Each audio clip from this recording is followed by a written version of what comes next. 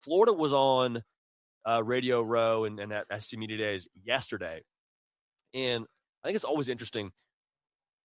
A lot of things get said at media days whenever a team is there, a head coach takes the podium. It's kind of the point of this whole thing. But I think you usually can take a common theme from what they say and kind of get a temperature from that theme as to how their team is approaching the season. The theme and the big takeaway that I drew from Billy Napier and what he said here at media days is internal belief. Phase 2, if you will, like that nice lower third says right there. Like Billy Napier, when he got the job at Florida, it was a very difficult situation, I think, from what the roster had on it. That was one thing. That was one reason why this time a year ago, we're saying, hey, give Billy Napier some time, man. This is not a furniture department he's moving into. You still got to put some things in place. Now you fast forward the tape a few years later. I think they believe, and based on what happened at the end of the year, there's reason to believe that Florida is in a spot where they can actually go do some real damage. Now, I don't want to ride the fence because I still want to see a larger sample size. I've said that many times throughout the entirety of media days. I want to see more before you punch a college football playoff ticket, but it doesn't matter what I think. I think, again, what I just said, there is real deal internal belief in how they feel about themselves in Gainesville. And y'all, it's kind of a buzzword. It kind of sounds cliche. It matters.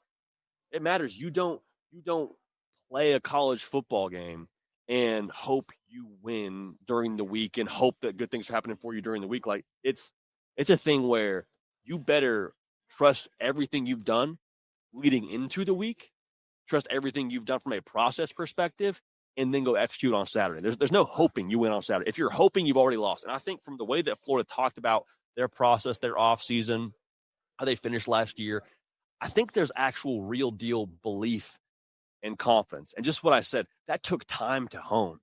Like you can do the right things, but it takes some time to actually see the fruit from that. And so when we look at Florida, man, they've stuck to the script. And now they expect to get real results, what I just mentioned a second ago. Last year was a lot of, I think, the completion of phase 1. Like I look a lot at, building a college football program. You can build a program, but you build a program, takes some time, different phases.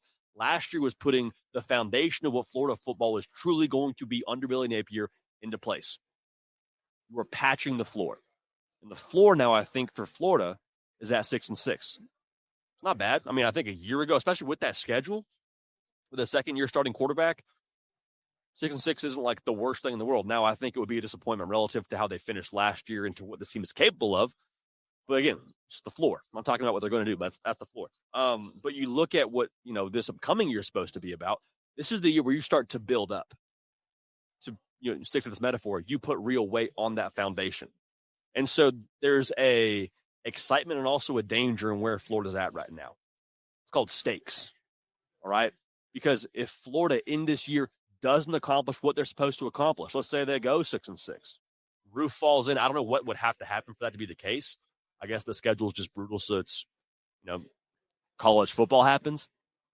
But if that happens, think about all just the bad vibes. I'm getting to the good vibes in a second, but let's talk about the bad vibes for a second. Hey, you had a guy that we were all projecting to be one of the top quarterbacks in the conference, if not college football, coming into the season. What happened there? And we talked about all the guys you brought back and all the culture and all those good things. What happened there? There's expectation for Florida.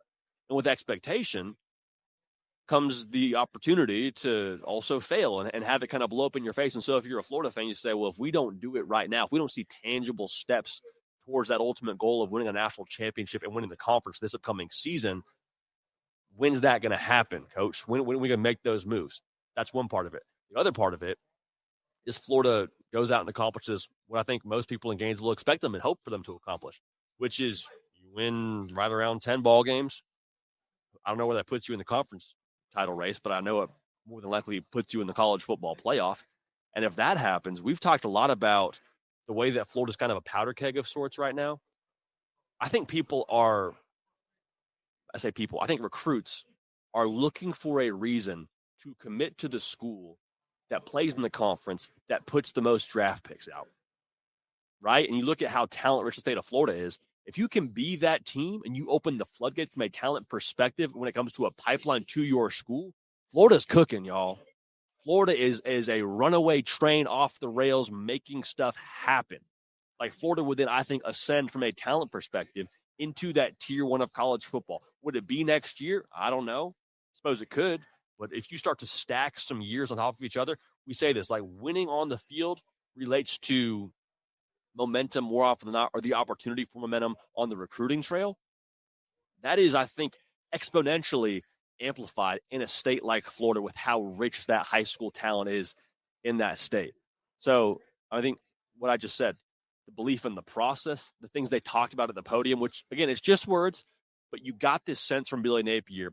He really likes the work they've done over the course of this offseason. He likes the way they finished, and he likes where this team is at when it comes to their commitment to their way of doing things. Last thing I'll say, mentioning Billy Napier when he first got the job.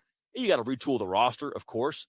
I think what gets overlooked in our space, the talking space behind microphones, I think it's overlooked how important it is and how hard it is to install your way of doing things. Not just installing it. I mean, like having installation to the point where your locker room buys in. Teams get really good. They get like national title level good when the players are running it. I'll give you a story. Ed Orgeron, in his book, I know Ed O, the jokes are flying, a little LSU story, but just roll with me. He talks about he didn't have to do much at all that year they won the national championship relative to like policing their team doing the right things. He's like, man, we turned it over to Joe Burrow. Joe Burrow was telling he would get upset when we didn't have a good practice, and he's getting on guys. Standards. When your team and your quarterback owns it, if DJ Lagway can take that next step and own that part of this whole equation with being a leader for Florida, or whoever you want to point to, Caleb Banks, if he's that guy, at that point, that's where you start to flywheel. That's where good things really happen for folks in Gainesville. And the way they were talking about it with their process, their belief in it, there's no half-stepping for Florida in 2025. Say what you want about 7-5 last year. Say what you want about the way they finished. I've been very vocal. I want to see more. I want to see a larger sample size from them before I just totally put all my stock into Florida and say they're a playoff team and all that. But, like, doesn't matter what I think. They feel good. That felt very, very clear from how they operated during media days. And I'll say this, man. We always say we're excited to watch, but how can you not be excited to watch that roster, story arc with Napier, DJ Lagway? We're fired up. It's college football season, man. It's a beautiful thing.